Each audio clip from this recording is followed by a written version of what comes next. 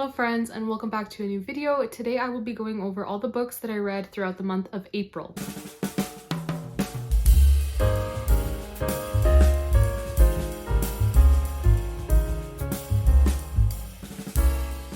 I read quite a lot in April, so I'm not going to spend a lot of time with this intro. We're just going to go ahead and get started, and depending on how I feel and what mood I'm in, I generally organize my wrap-ups either by rating from my least favorite to my favorite or by genre. So this month I'm going to split up the books between their respective genres, and I'll have timestamps in the description box if you would like to jump around. Before I talk about the books that I finished, I just want to quickly mention a few DNFs. The first one here is A Fatal Grace by Louise Penny. This is the second book in the Inspector Gamache or Three Pines series. I don't know exactly what the series is actually called, but it's the second book, and I was already familiar with the storyline of this one because I had seen the first two episodes in the, or is it the third and fourth? I don't remember exactly which episodes it was, but in the new Three Pines Amazon Prime series, I had seen the episodes related to the storyline, and so I had already kind of known what was going to happen, and I just wasn't enjoying my time with this. I found all the characters to be very unlikable with the exception of a few characters within the village of Three Pines, as well as Inspector Gamache. I did kind of skim the rest of the book, and it ends very similarly to the show, so I wasn't too keen on actually sitting and physically reading the entirety of this book, especially because of just how unlikable the characters were. Yes, I love Armand Gamache. Everyone loves Armand Gamache. He's amazing. And there are other redeeming qualities about this book, which is why I do want to try out book 3,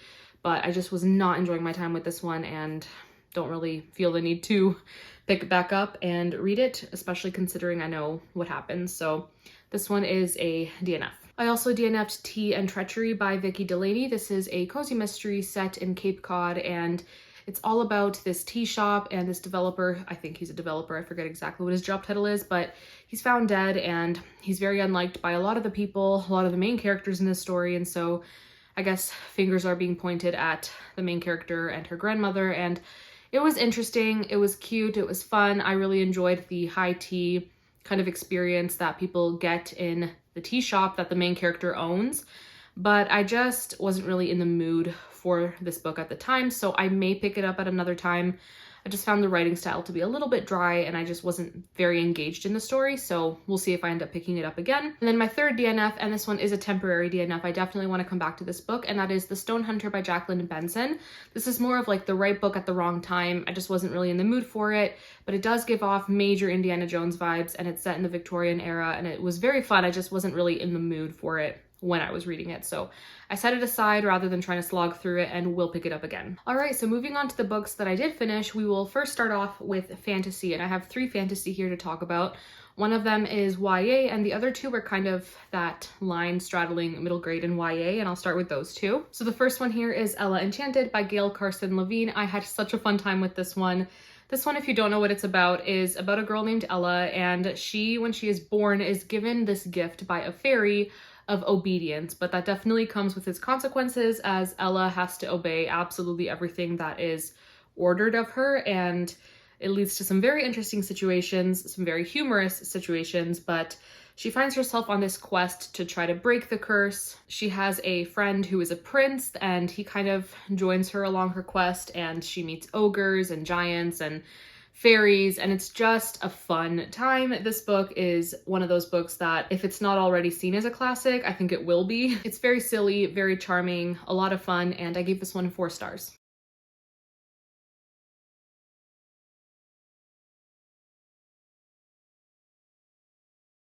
This next one has quickly become one of my favorite fairy tale retellings of all time, and that is Beauty by Robin McKinley. This one, if you can't tell, is a retelling of Beauty and the Beast, which is my favorite fairy tale. And oh my goodness, I adored this book so much. I gave this one 5 stars. So we have our main character, Beauty, who doesn't quite fit her name. People around her just see her as a scrawny, kind of average-looking young teenage girl. She has 2 older sisters, and they're definitely seen as the physically beautiful ones. Similarly to the Disney movie, her father ends up finding this castle, and when he's on a journey, and he makes a deal with a beast that is living in this castle, but Beauty decides to go in her father's stead, and what she doesn't have in physical beauty, she definitely makes up for in courage and her love of her family. And thus begins a beautiful retelling of Beauty and the Beast, and I absolutely loved this one. Honestly, such a beautiful story. I really loved it. I loved all the characters. I loved Beauty's interactions with the Beast. It also has like enchanting, magical forest kind of vibes, a log cabin in the woods, which I absolutely love. I love that kind of atmosphere. It definitely felt similar to the Disney movie in many ways, but at the same time, it felt like an original story, and I really loved that about it. So would highly recommend. I gave this one 5 stars. And then the third and final fantasy book here is Entwined by Heather Dixon, and this one is a retelling of the 12 Dancing Princesses, which is another one of my favorite fairy tales. I love fairy tales that have to do with sisters, I find. And this one was beautifully written. I had a very, very great time reading it. So this one is a YA retelling of the 12 Dancing Princesses. There isn't really much you can say about the plotline of the story without giving a lot away, but I will say it starts on Christmas Day with the birth of the 12th sister in this family, and then sadly Azalea's mother passes away, Azalea being our main character, and she is the oldest of these sisters. And as a way to cope with the fact that their mother is, now no longer with them, and their father is not the greatest of fathers, they go through this enchanted passageway to these balls that are held. It's in their world, but kind of like an alternate realm, and it's called this Silver Forest. And so they go there to dance, and they meet this man named the Keeper, and he allows them to come to his balls, but he expects things in exchange, and he has some sinister motives, and that's all I'm gonna say. The story goes from there. It has a very, very whimsical old fairy tale kind of feel to it. It just wasn't quite a 5-star for me. I think the romance development wasn't great. Nothing really happens between Azalea and the main love interest for the majority of the book, and then the last third of the book, it's like this rapid progression in their relationship, which I'm not the biggest fan of. And at times the pacing felt a little bit off, but otherwise a very enjoyable book. Heather Dixon's actually the author of The Enchanted Sonata, which is one of my favorite books of all time, and that one is inspired by The Nutcracker. It's a retelling of The Nutcracker. I would highly recommend that book. I enjoyed it much more than I did this one, but this one was still a very, very good story. All right, so next up, I'll talk about the classics that I read. The first one here I'm putting into the classics category, even though it's technically a memoir, it's nonfiction, but to me it just read like a classic, and that is All Creatures Great and Small by James Herriot. I finally read this, and I'm so glad that I did. I had such a great time with it. So like I said, it is a memoir. I would say it's more of a fictionalized memoir, just because a lot of the characters in this book,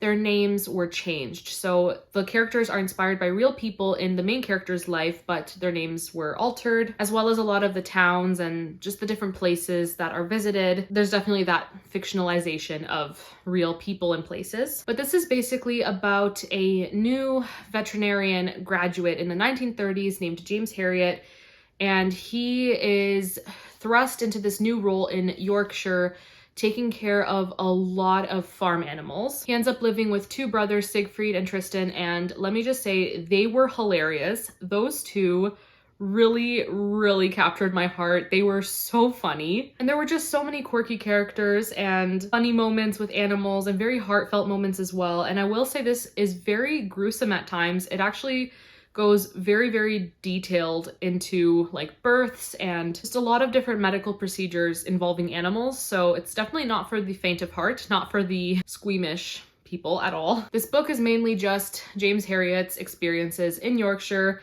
as a young veterinarian, what he does, how he overcomes many obstacles, including terrible weather. And he's brutally honest about the sleepless nights, the grim details, the very difficult moments, the very happy moments. Would highly recommend. I gave this 4.5 stars. Next up, we have Excellent Women by Barbara Pym. And this is one of those books that I had very high expectations towards going into it. And there's even a blurb on the back that says, "I'd sooner read a Barbara Pym than a new Jane Austen." And this book was compared to Jane Austen. So I had very, very high expectations, and unfortunately, yeah, they were not met. I can definitely see why people really love Barbara Pym's writing and her characters. There are a lot of quirky characters and funny moments and really good writing. I will give her that. The writing is great, and I'm definitely interested in reading more of her books, but this one just wasn't it for me. So our main character, Mildred, she is what people call an excellent woman. She's just one of those people that are naturally philanthropic and helpful and does everything for everyone, steps up when situations demand it. I love what it says in the back. It says, "She's a godsend, capable of dealing with most of the stock situations or even the great moments of life. Birth, marriage, death, the successful jumble sale, the garden fete spoiled by bad weather." And so Mildred has new neighbors move in close by, and they seem to have a very rocky marriage. And of course, Mildred, being an excellent woman, feels the need to involve herself and make what isn't her business, which honestly was really fun to read about. Like, I did enjoy that aspect of the story, just kind of seeing her meddle, and she didn't do it in a way that I thought was inappropriate or annoying. And sometimes I really love a book that is just filled with ridiculous moments and roll your eyes moments, and this is definitely one of those, and there's a time and a place for them. I definitely feel like they're great palate cleansers and they're really fun, and I definitely lower my expectations going into books like that. I just didn't with this one because of what I had heard about it. But one thing that really bothered me, and this is just something that bothers me in general, is where we have a marriage that is kind of breaking apart, and then we have characters come in who are supposed to be the heroes of the story, and they are attracted to either party within this married couple, and further complicate things and fantasize about what life could be like if they were the spouse rather than the other person. And I just don't like that. I don't like cheating as a trope. There is no cheating or unfaithfulness in this book, but it's just when it gets closer and closer and closer to that line, it really, really bothers me. I landed on a 3-star for my rating. I did enjoy it, but it just wasn't the best book I've ever read. And the last classic here is The Enchanted April by Elizabeth von Arman, and this was a buddy read with the lovely Gloria, and I'll have her channel linked below. And the one positive thing out of this buddy reading experience was that we both felt the same about the book, so that's a good thing, I guess, because unfortunately we both were very, very, very disappointed. I just want to say, depending on what book I'm reading, I go in with different expectations. If it's a cozy mystery, I don't expect to be completely blown away by the characters or the plot or anything. I go in expecting certain vibes, certain elements that if they deliver in that regard, I'm happy and I'm willing to give it a 5-star because it delivered in what I was looking for. This book, I went in with the expectation of beautiful nature writing. It did deliver. I literally want to go to Italy. I wanted to book a flight to Italy the minute I started reading this book. But I also had the expectation that the 4 women who are at the center of the story and their personal conflicts are at the center of this story, I had the expectation that they would experience growth and healing and at least maturity. And maybe there was like a slight smartening up, you know, but nothing substantial and nothing to the point where I was like, okay, you finally get it, like you get it. Before I continue talking about my thoughts, what this book is about is we have 4 women who are unhappy with their lot in life, basically. They all come from different walks of life, and this is set, I believe, in the 1920s or earlier. So this was published in 1922, so I'm assuming it's set around that time or before, but either way, we have these 4 women, and they respond to an advertisement in the paper.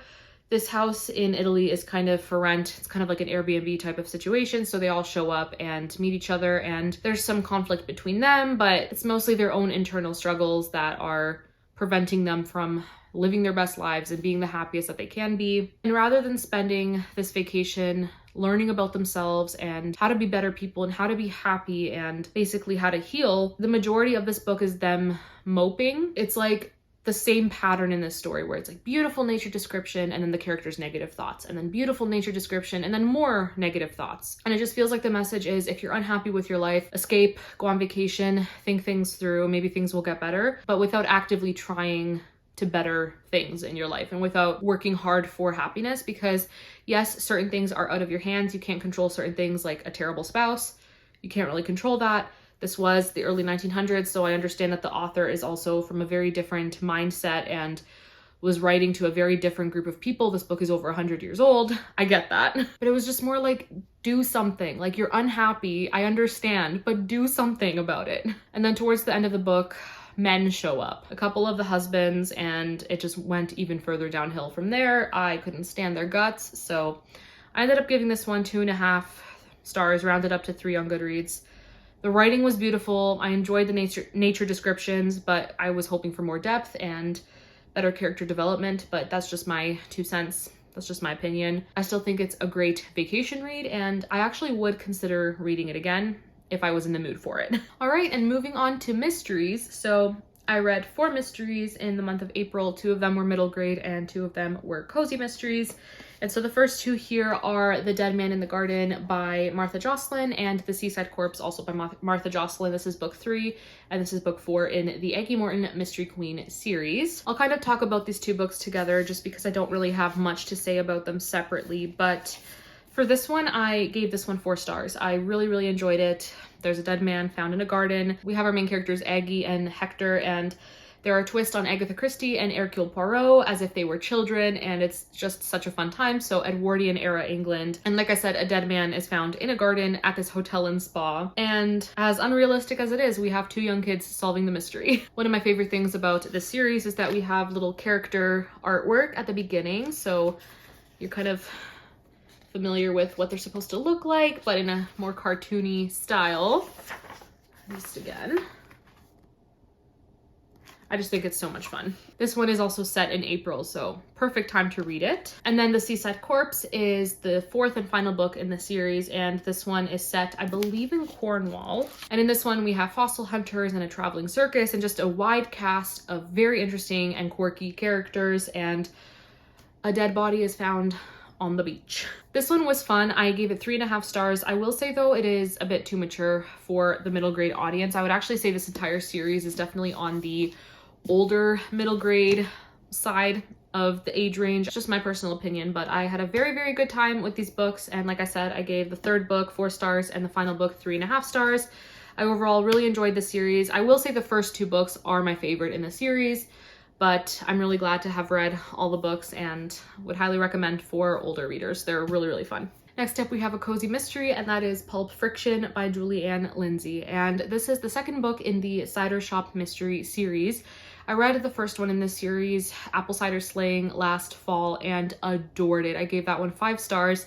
This one I gave 4 stars. I still had a really good time with it. It just didn't really have the same charm for me that the first book had. Basically, this series is set in Virginia, and we have Winnie, who works with her grandmother on this apple farm, basically this apple orchard. And Winnie has opened a cider shop and actually ends up hosting a wedding on this property, and the groom ends up murdered, and the story goes from there. I really enjoyed the story. I think the plot line was well done. Again, it just didn't have the same charm that Apple Cider Slaying had, but I did very much enjoy it and gave it 4 stars, like I said.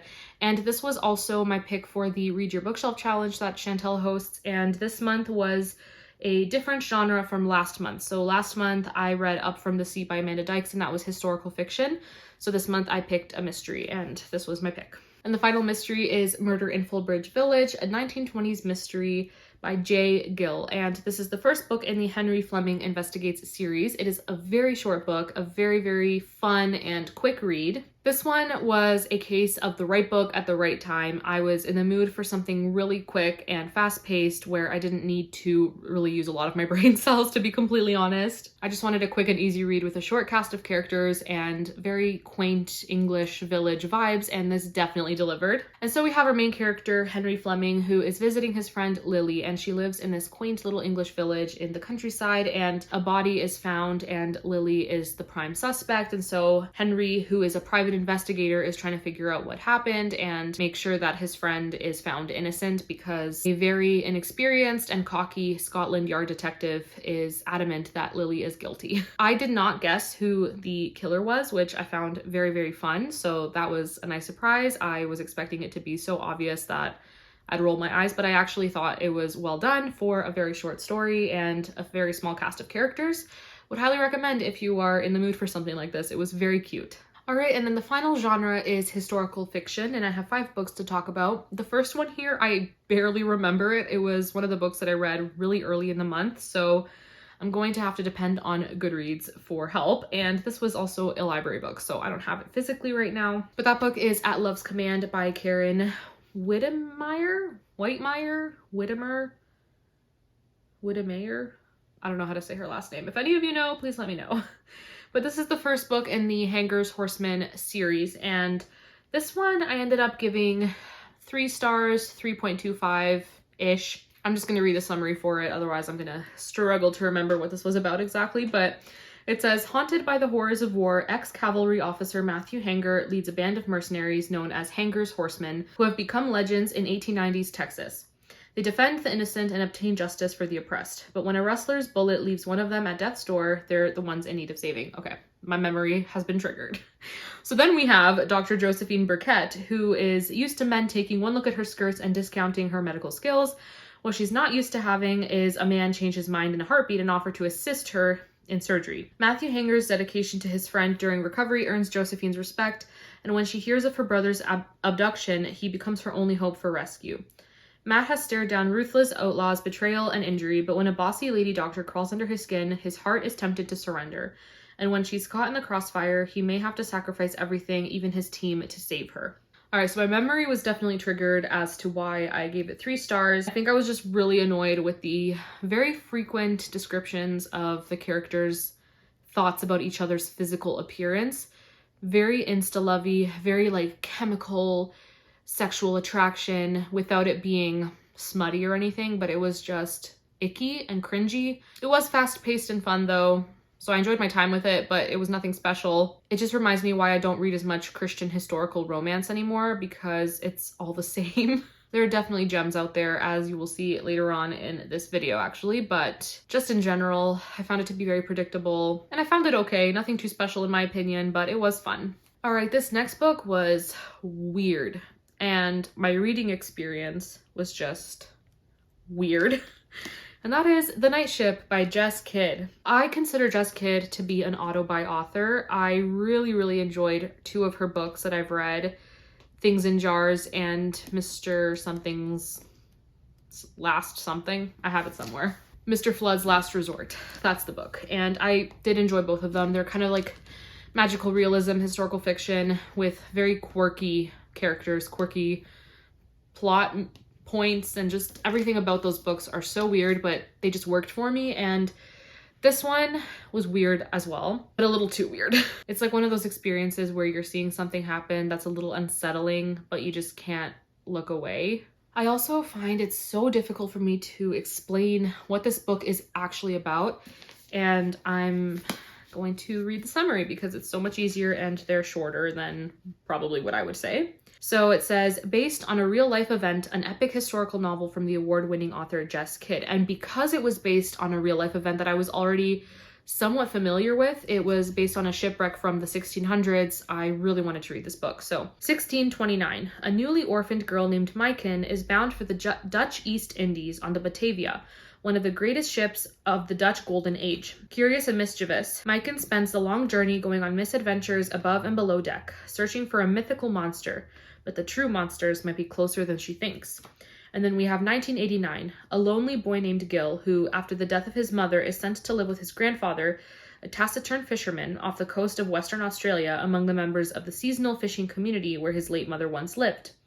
There, on the tiny reef-shrouded island, he discovers the story of an infamous shipwreck. And then the book is described as thrilling, mysterious, and twisted. Twisted 100%. So our 2 main characters are kids, and honestly, that was a very interesting decision on the author's part. I think it made for a much more emotionally impactful story, just because of the things that they go through, especially the 1980s timeline. Gil, that child, went through so much, and just psychologically, he definitely had a lot of internal trauma and he acted out because of it, but in ways that made people uncomfortable. There was just so much tackled in this book, so many intricate themes, and I love when a book can just take so many different aspects of the human experience and put it all in one book, but do it in a way where it feels so natural. But there was just something about the story that made me very uncomfortable, and one big thing for me was there was a lot of language. I don't think language is necessary to make a story a good story. I don't understand why authors feel the need to drop F-bombs on almost every single page, every chapter. It just doesn't make sense to me. Like, why? What's the purpose? Yes, I hear language around me in society, but nowhere near as much as it was in this book. Because this is more literary, historical, dual timeline fiction, it also kind of suffered from the writing being so beautiful, but the pacing being a little clunky. just in my personal opinion. I honestly just don't know what else to say about the book other than it was so weird, but it could have been weird in a way that I liked it, like Things in Jars. That book was weird, but like a good weird. But I think I like stories where even though throughout the story it may be haunting and spooky and have really heartbreaking elements, I do like to have some hope and some joy, and a little bit of levity would have been nice. But that's The Night Ship. I still want to read Jess Kidd as an author. I think she is a beautiful writer. I honestly think she's so gifted, but this was just weird. I don't know if I mentioned, I gave this one 3 stars. Next up, we have The Innkeeper of Ivy Hill by Julie Klassen. This is the first book in the Tales from Ivy Hill series, and I loved this book. This, I think, is the first Julie Klassen I read where I actually felt like it was super Jane Austen inspired. I think all the books I've read by her were all Regency era romances, but this one truly felt like a Jane Austen book. There were so many characters. It just had that slow slice of life kind of feel to it, and interestingly, the romances were not the main focus of the story. In fact, our main character has the potential for something to happen in later books, but her mother-in-law, her romance was at the center of the story, which I actually really liked that. I don't often see older women and their, second chances at romances being featured in historical fiction. So anyways, that was a little bit of a side tangent, but I loved this book so much, would highly recommend it. Anyways, so we have Jane, who is our main character, and she is a widow. Her husband has passed away and left her this coaching inn. It's like what a motel was, but in the Regency era. So people are able to stay there. It's like a bed and breakfast type situation. So she becomes the landlady of this coaching inn, but she doesn't know how to run a business. She ends up in this situation where she is supposed to pay this huge debt, and so she's at risk of losing the inn basically, and as a result she turns to her mother-in-law Thora for help because Thora had previously run the inn and Jane and Thora don't really get along, so there's that kind of relationship there. Thora herself is also grieving her own losses, including that of her son, who is Jane's husband. And the story kind of goes from there. It doesn't sound like the most exciting story, and it really isn't, but it's just so full of charm, and they're just little sprinklings of mystery and romance and very interesting characters, and it's just so good. I loved this book and I gave it 4.5 stars, would highly recommend. Plot did kind of move a little slowly, but it didn't even bother me. Enough was happening where I just wanted to keep reading, and the characters were amazing. I will say there is a trigger warning for miscarriage. It's not a spoiler or anything, but there is a trigger warning for miscarriage, so I just wanted to point that out there, but such a good book, 4.5 stars. I also continued my reread through Tamara Alexander's books, and I started the Belmont Mansion series with the first book, which is A Lasting Impression, and this is a buddy read that I've been doing with my friend Joanne, who is on Bookstagram, and so we've been rereading Tamara Alexander's books together. And in this one, we have a girl named Claire, and she basically is forced to forge paintings.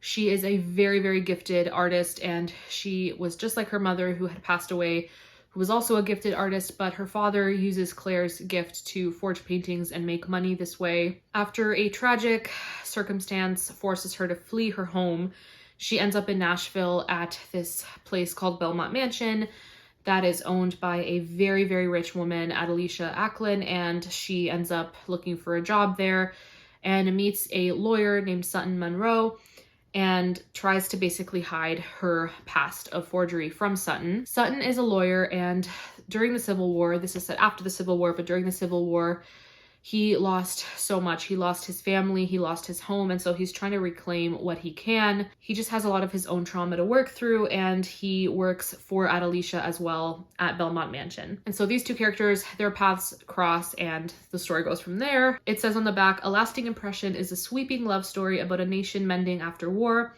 the redemption of those wounded, and the courage of a man and woman to see themselves and each other for who they truly are." And that's basically what this book is.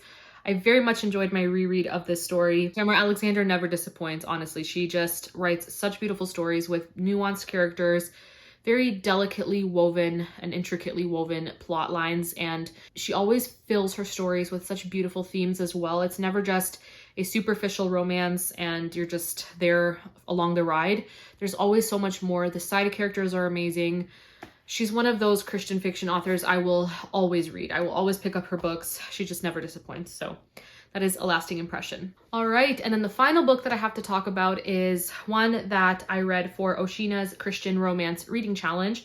And I actually read this one for both April and May. So April's prompt was to read a 5-star prediction, and May's prompt was to read a new release. So this book was a 5-star prediction for me, and it was also released February of this year, so it fits both of those.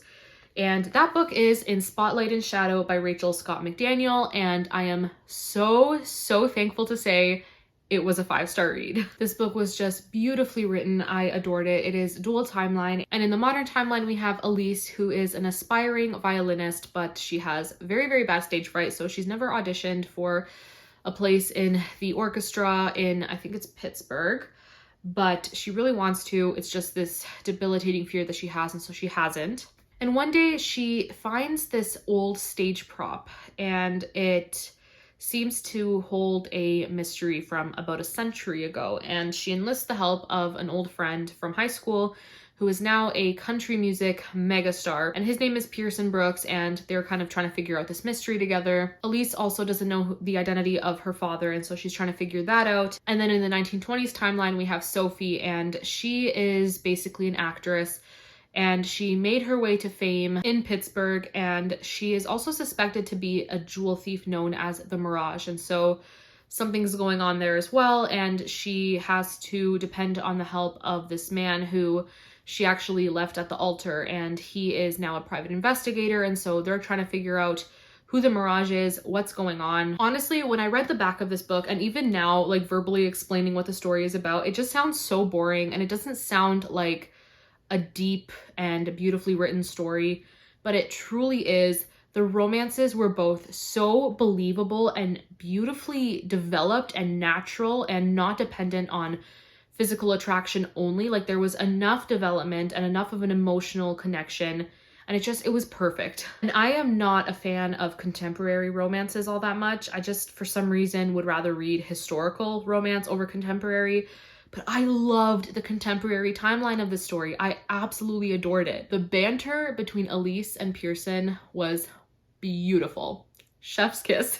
There was just so much humor, great romances, great banter, the 1920s vibes, music and theater, just amazing elements. Big 5 stars, would highly recommend. Also beautiful faith elements as well. All right, friends, so those are all the books that I read throughout the month of April. I would love to know what you read in April. Let me know what your favorite book was and your least favorite book from the month, and I am just curious to hear what your thoughts are on those books. If you stuck around to the end of the video, thank you so much. I am always long-winded, even though I say I don't want to be long-winded. I just am. That's just what it is. And I did read a lot in April, so there were a lot of books to get through, but that is it for this wrap up. Thank you all so much for watching. It means so much to me that you would spend time watching my videos. It means the world. Thank you so much. And that is it for this video. I will see you all in my next one. Bye.